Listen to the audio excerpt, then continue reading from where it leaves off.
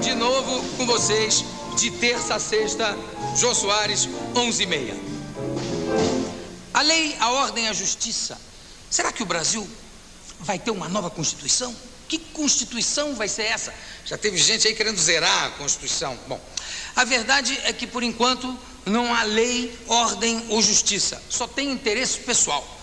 Continuam movendo a maioria dos políticos desse país esse negócio dos interesses pessoais. Será que esse é o horror brasileiro? No nosso programa de hoje, um experiente político, deputado e ex-ministro Fernando Lira e o rei do horror brasileiro, Zé do Caixão. Eles vão dizer por que a política e o horror estão mais do que nunca juntos. De quebra, eu vou entrevistar uma vítima disso tudo, a cidadã brasileira Brasília Maria. Eu volto num minuto. Até já.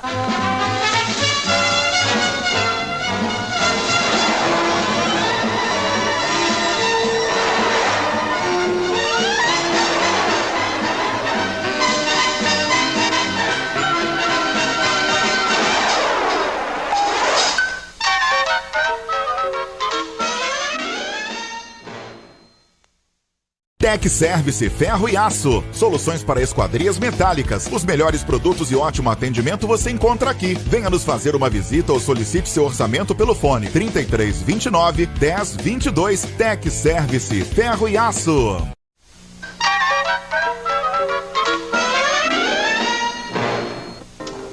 Woman calling for I'm sweet and so.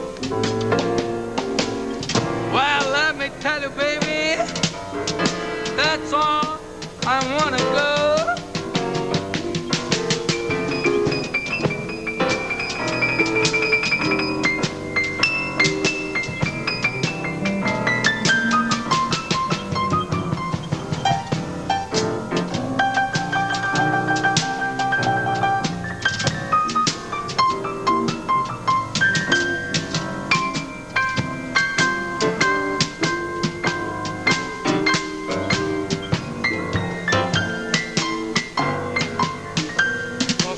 Chega as brincadeiras, vamos lá.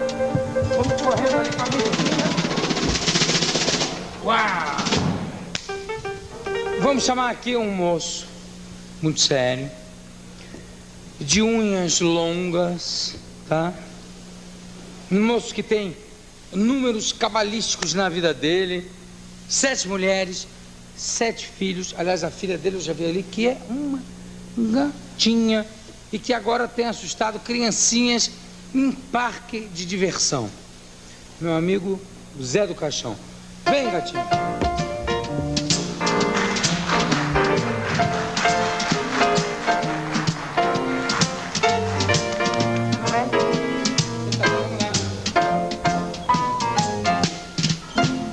Zé, antes de mais nada, vamos perguntar o seguinte. O pessoal diz assim, o Zé não está enxergando mais direito, o olho dele está diferente. O que foi? Não, eu tive um problema realmente em 82. Sabe, foi a praga de eu ter me metido onde eu não devia me meter, né? Que eu me meti na política, coisa que eu não entendo. Me candidatei a deputado federal.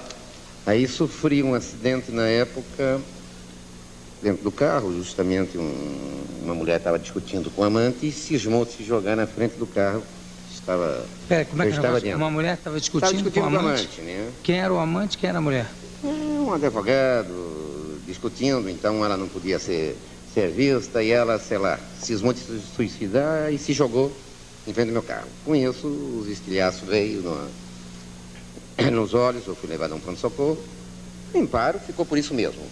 Passou-se um tempo, começou uma dor e foi indo, e aquilo me proibiu de trabalhar. Eu tive que segurar uma série de trabalhos de cinema, não podia fazer. Corri muitos médicos, milagreiros também, né? Mas na hora que começa a doer... Você acredita em milagreiro, não? Não acredito, mas quando começa a doer, é aquela dor que foi ficando insuportável. Aí chegaram na conclusão que eu tinha um tumor maligno, entendeu? E graças ao... Maligno é aquele brabo, né? Bravo. Essa foi a conclusão que chegaram, entendeu? Com toda e não era bem isso? Não, eu caí na mão de um médico muito bom, que eu devo a ele muita coisa, entendeu?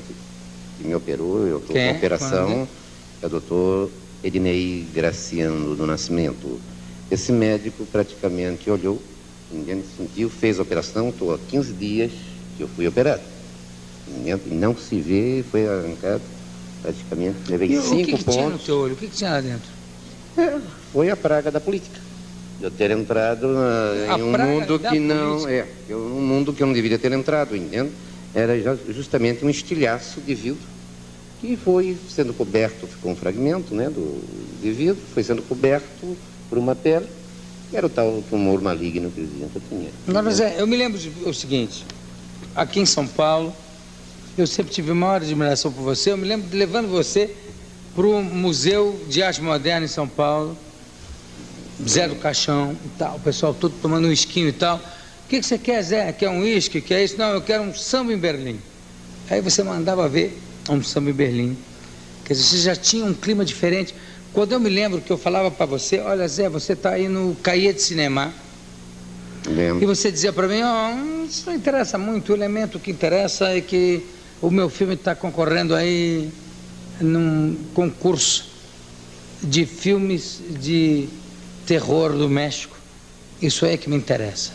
E eu me lembro também, cada vez que eu procurava você estava fazendo alguma coisa diferente. Por exemplo, você tinha um estúdio no Paris, que era antigamente uma sinagoga. Uma sinagoga. Era considerada uma sinagoga espírita. Era uma sinagoga, né? E era uma sinagoga espírita. Eu ia te procurar, cadê o Zé? Não, o Zé foi procurar negócio de filme, tá lá procurando os caixões ali, no clima de enterro, com fumaça. Como é que era esse negócio, Zé? Não, ali praticamente ali... Como era o nome da sinagoga lá? Não, ali era chamada de sinagoga espírita. E você fazia um estúdio lá? E aí foi alugado e convertemos aqui num estúdio, entende? Então, na época... Você ia fazer os filmes lá? Cheguei a fazer vários filmes. De barco lá, né?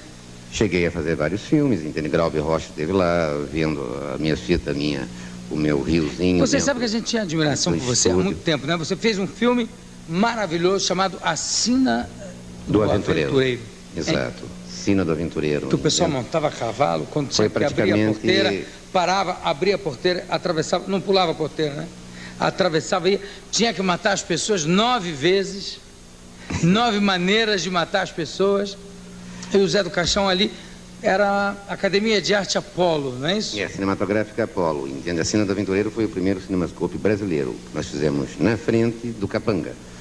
Mas não tivemos condições de lançar, e aí veio o Capanga como primeiro cinema. Não, porque o Zé do Caixão é o seguinte, foi a primeira pessoa que lançou o cinema no Brasil sem depender de patrocinadores, não é verdade, Zé? Exato. Nunca ele fazia os filmes, quem queria trabalhar ia lá, botava o filme e fazia o filme. E você tinha uma escola de arte dramática Apolo. Era a Escola de Arte Dramática Apolo, depois futuramente veio se tornar a Escola de Arte Dramática Zé do Caixão. E ela me acompanhou. Que era? O negócio da arte dramática, como é que era? Lição, vamos fazer o seguinte, vamos repetir aqui uma lição de arte dramática. Não, me ensina o seguinte, o ator que tem que aprender medo, como é que é a lição de medo? Não, a lição de medo eu passei a fazer testes, porque quando eu fiz Esta Noite Encarnarei Seu Cadáver, foi contratado 5 moças para fazer o papel de enfrentarem 500 aranhas. Elas filmaram alguns takes, quando chegou na cena das aranhas, elas não quiseram mais filmar. Medraram. Com medo, porque eram aranhas realmente de um palmo. Como é que é, Zé? As aranhas tinham um palmo, eram caranguejeiras enormes, entende? Nós conseguimos, em Cosmópolis, uma pessoa também estranha que cultivava as aranhas, entende? Conseguiu domesticá-las. Ele praticamente nem usava cachorros, né? Ele deixava a casa aberta, porque o ladrão entrava e via aquelas aranhas enormes de um palmo andando. Fugia de medo, né? Fugia de medo. Bem, a ideia do teste nasceu daí, que nós perdemos muito negativo na época, né? Nos anos 60. Eu falei, o que eu vou fazer? Daí eu comecei a fazer os famosos testes. Não, você renovou. Quando eu precisava de uma moça que ia enfrentar escorpião, eu punha nela os escorpiões. Quando eu tinha que entrar nas cobras, eu enchia de escorpiões sobre as pernas, entende? Elas enfrentavam as aranhas, entende? Na hora, assustava na hora, né? Então eu ia pelo susto, né? Ou se a moça não se assustava, entende? As que passavam Não no teste, servia. servia então para filmar. Não, as que passavam no teste é que iam filmar comigo, entende? Enfrentavam cobras, enfrentavam escorpião, centopeia, aranhas caranguejeiras, então eram aprovadas no teste. Na escola, a escola de academia de atores Apolo, tá? Daí passou para a Tinha escola vários de- testes, né? Tinha vários Tinha assim, testes. susto, medo. Eu punha as pessoas dentro de um caixão, porque era uma época que era muita superstição ficar dentro do caixão. Eu fechava a moça dentro do caixão durante um tempo, depois abria. Eu usava crânios para pessoas. Crânios de pessoas. Não era de pessoas, né? Você não Era tem de- medo de nada, né, Zé? Não, a época do medo passou há muito tempo. Deixa eu ver a mãozinha, deixa eu ver a mãozinha aqui. Essa aqui... O Zé é o seguinte, olha, essa mãozinha aqui tá toda quebrada. Dá um closinho aqui, Os dedos troceados. dá outra mão. Puta, isso aqui é que eu não entendo. Zé, quando você está filmando um filme de terror, tá? Aí tem essa unha. Aí quebrou a unha. Como é que faz? Para Não. continuidade. Não, eu guardo todas as minhas unhas. Aonde? Eu tenho todas elas em casa. Eu Cadê? tenho Deixa eu ver colar. deixa eu ver as Não, unhas. não. Eu tenho um colar de unhas em casa. E quando eu vou para Aqui fora... você não tem unha nenhuma. Não. Aqui eu não uso. Só quando eu vou filmar, eu passei agora a pôr ela, porque o meu produtor foi o mesmo produtor do Esta Noite Encarnei Seu Cadáver, que vamos terminar agora a trilogia, começar nos anos 60. Que foi um filme que saiu no Cahiers de Cinema, Exatamente. inclusive, né? E esse mesmo produtor, voltamos depois de 20 anos a se encontrar outra vez, entende? Estamos juntos para fazer a continuação e terminar com a trilogia. Este é o único que me deu liberdade para mim cortar as unhas, porque todos eles Não queriam. contratavam, mas queriam que eu fizesse as unhas. Agora, Zé, eu te pergunto o seguinte, eu já vi programas teus que diziam assim, agora me aguardem, e aí era a unha que apontava, né? Não, era na época do... Você, ou todos É isso aí, vocês. faz de novo, atenção. Faz Você, ou todos vocês. Nesse instante, estão me vendo. Sentem, fiquem à vontade. Não se assustem. Vai ter um barulho no armário. O vento está uivando lá fora. O céu está escuro, cinza. Mas eu tenho certeza que você não tem medo, porque você tem uma pessoa ao seu lado. Agora, cuidado, não fique sozinho, não ria.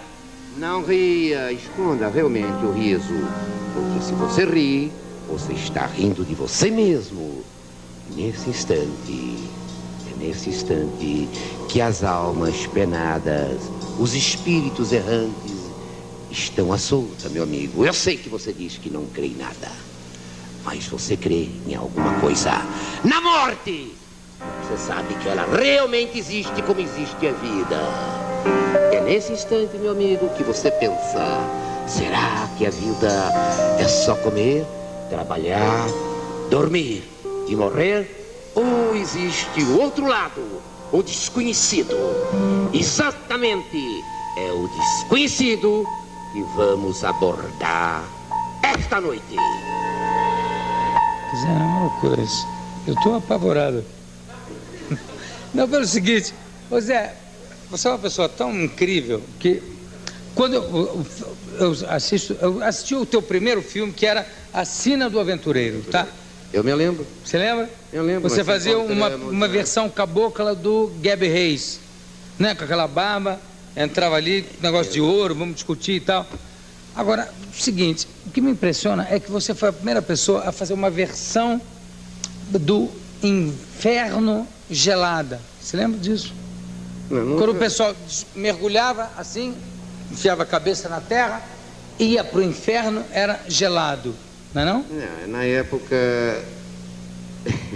Foi uma época terrível comigo, quando eu fiz o meu inferno. Mas não era isso? Eu não conhecia o inferno de Dante na época. Então, o meu inferno não era bem o problema de ser simplesmente o inferno de gelo. Era porque era o inferno colorido, era a maneira que eu via o inferno. Eu não sabia que Dante tinha escrito o inferno, então aquele inferno era meu. Era só meu. Foi o que Spielberg citou, entende, na revista Life, entende? Que realmente, se eu não tivesse nascido aqui, tivesse nascido lá fora, As pessoas tinham me levado mais a sério e eu tinha conseguido pôr para fora todo o meu extravasamento, os meus purgatórios, os meus paraísos que eu tenho na fita, que nunca pude fazer, entende? Porque as pessoas não me entendiam bem, queriam que eu seguiam aquilo que Dante escreveu. E eu via esse inferno, esse purgatório diferente, vejo o meu paraíso diferente, e agora estou tendo chance novamente, deste ano, fazer uma produção que vai ficar mais de 2 milhões de dólares, entende? E devo começar, se Deus quiser, em outubro ou novembro deste ano, depois que eu terminar o meu trabalho no presente, porque eu estou fazendo um verdadeiro cinema de horror ao vivo, com trucagens de cinema feito um presente, 220 mil metros quadrados, se tornou praticamente um teatro, um palco de 220 mil metros, com trucagens ao vivo, uma série de atrações, tudo ao vivo. Eu estou lá com mais ou menos 100 pessoas, trabalhando de atores, e vou incrementar mais coisas até sexta-feira, sábado, entende? Vamos ter no mínimo 200 pessoas trabalhando. Ótimo. Então, Zé, muito obrigado. Obrigado a você, a todo o teu trabalho. E obrigado a vocês também. E olha, se baterem na porta, e se você abrir a porta e pensar que é um pesadelo, não é. É ele. Olha, uma palavrinha só. Jô, uma única palavrinha, entende? Você me deu maior força quando você na sua coluna, pois ao meio-dia levarei seu dinheiro. Quero Arte Palácio. É isso aí, claro, correndo. Obrigado. Tchau, obrigado.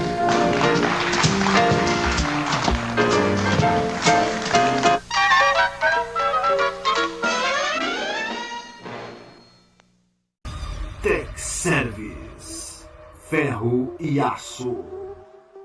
Tech Service, ferro e aço. Estamos preparados para todas as soluções em ferro e aço, com qualidade incomparável, o melhor atendimento, para exatidão e precisão na revenda de ferro e aço, útil para toda obra. Tech Service, ferro e aço.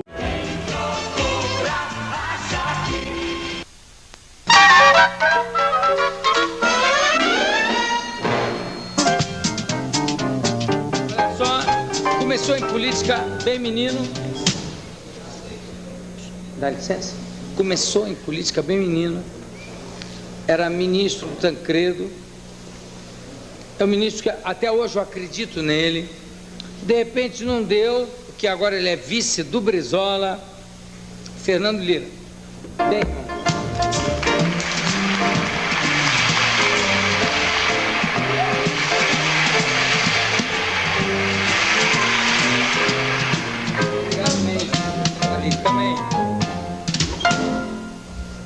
Fernando, é o seguinte, antes de eu sentar, já vou te perguntar. E a censura, acabou? Eu esperava que tivesse acabado, mas não acabou, não. Hein? Não acabou, não? Não acabou. Como é que ela continua? Ela continua de forma direta e indireta, Jô. Infelizmente, aquilo que nós imaginávamos ficou no sonho. Claro que melhorou, o processo avançou, mas estamos ainda muito distantes do que queríamos fazer. Não, porque eu me lembro de você, ali lá no Teatro Casa Grande, onde eu tinha meu espetáculo, dizendo: a censura acabou. Tudo bem, a gente acredita nisso, porque a gente acredita em você, e hoje a gente pensa: a censura acabou, lembra de você, claro, né? Era vontade Como é que fica política. essa responsabilidade? Olha, a vontade política nossa era muito grande, nós imaginávamos exatamente aquilo. Quando eu disse a censura acabou, ela tinha acabado mesmo. Eu imaginava que nós tivéssemos mudado, mas a coisa voltou. O processo... Mas voltou brabo, não?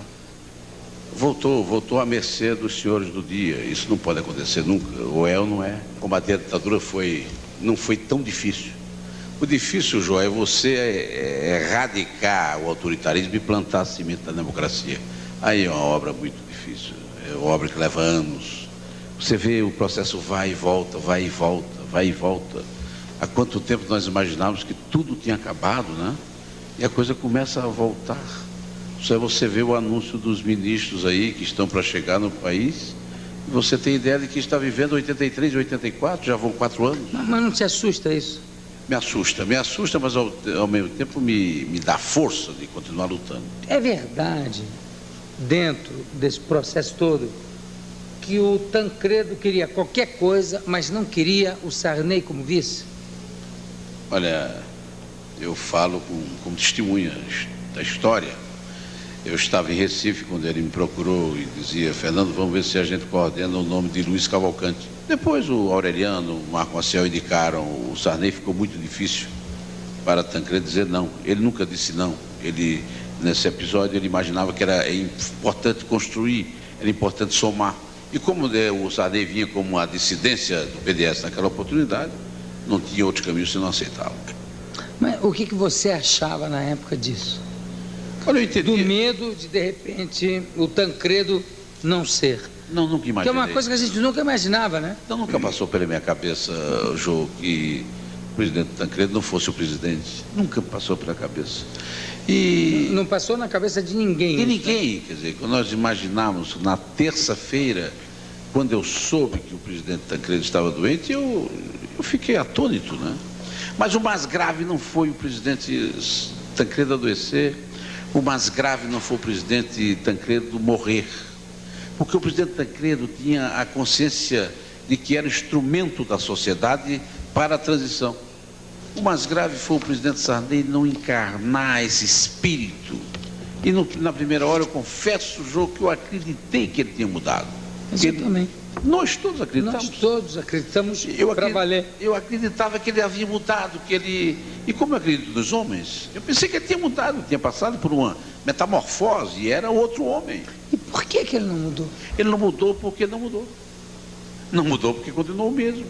Não mudou porque ele aceitou dos áulicos, dos bajuladores de sempre do poder, dizer assim: presidente Sarney, o senhor tem que fazer o seu governo.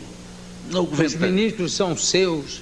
Tancredo morreu, acabou Tancredo, o senhor tem que ser o seu, o senhor. E olha, ele acreditou nisso? Ele acreditou tanto que deu no que deu. Que terrível. Infelizmente é verdade. Acreditou tanto que deu no que deu. Está aí. Passou 2 anos lutando por mais 1 ano. E eu pergunto àqueles que votaram em 5 anos: olha, você votou 5 anos, tá bom, eu sei porque você votou. Agora, para quê? Ninguém responde. Fernando, como é que é o negócio do Brizola?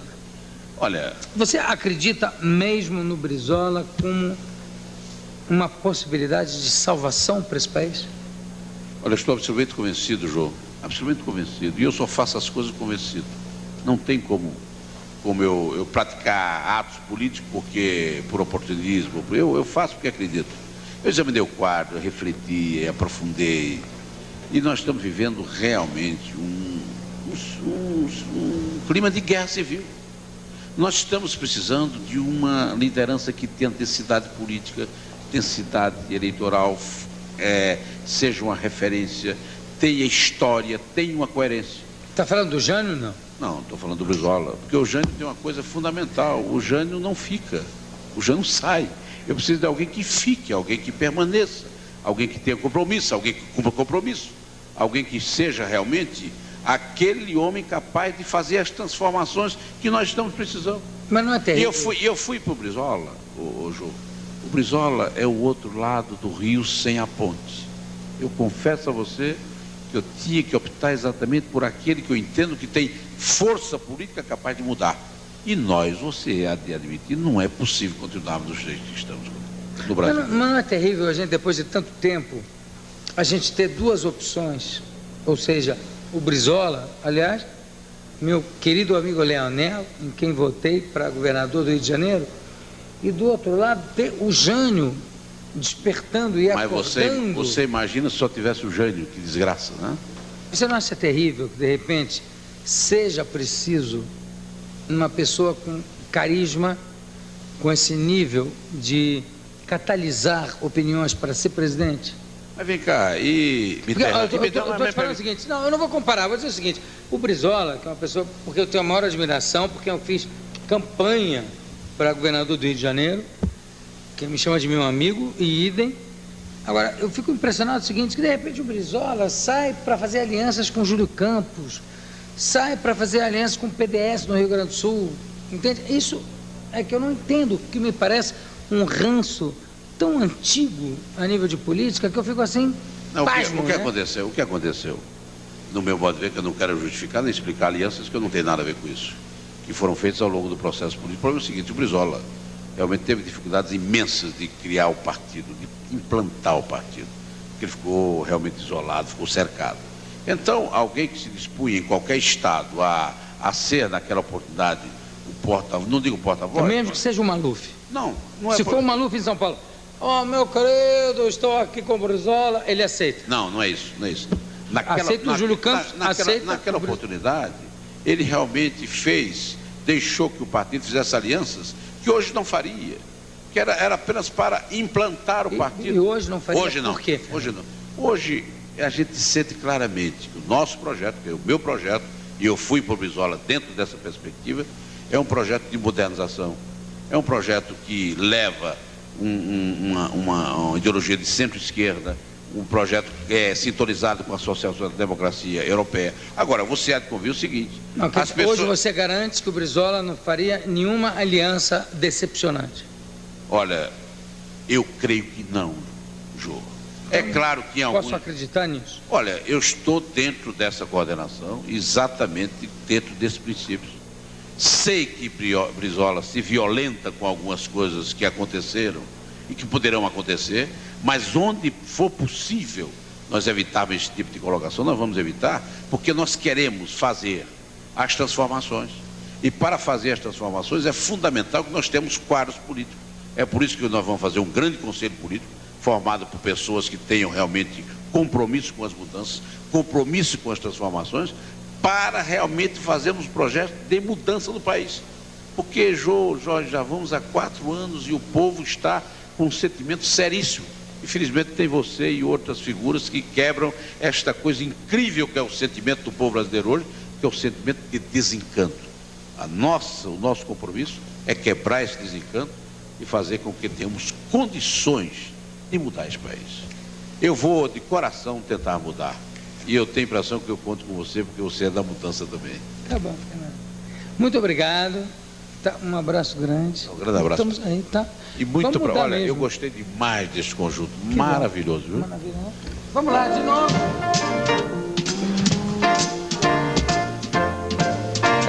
Obrigado. Hein?